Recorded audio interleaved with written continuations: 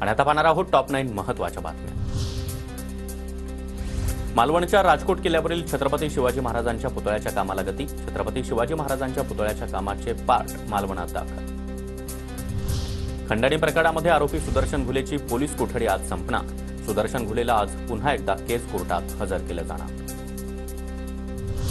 एसटीच्या भाडेवाढीनंतर उत्पन्नामध्ये 13% वाढ। प्रवासी संख्येमध्ये 6 लाखांच्या वाढीसह उत्पन्नामध्ये 51 कोटी रुपयांची वाढ। पीएफसाठीचा नॉमिनी विवाहानंतर देखील वैधच। उच्च न्यायालयाचा निर्वाळा। एका प्रकरणामध्ये निर्वाह निधीची रक्कम आईला देण्याचा निर्णय।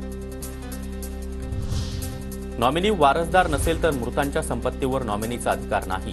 मुंबई उच्च न्यायालयाच्या नागपूर खंडपीठाचा महत्त्वपूर्ण निर्णय। अधिकृत वारसदार संपत्तीचे खरे हक्कदार असल्याचा कोर्टाचा निर्णय। महारेरा सदस्यांना 7 कोटींचा जादा लाभ। अधिकाऱ्यांकडून आर्थिक दुहेरी लाभ घेत 7 कोटींचा अतिरिक्त लाभ मिळवल्याचे देशाच्या महालेखापालांच्या चौकशीत समोर।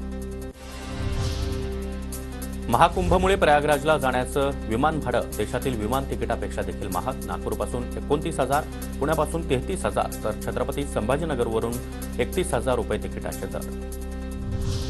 विरार ते वैतरणा आणि सफाळे ते केळवे या दरम्यान 16 तारखेला ब्लॉक असणार।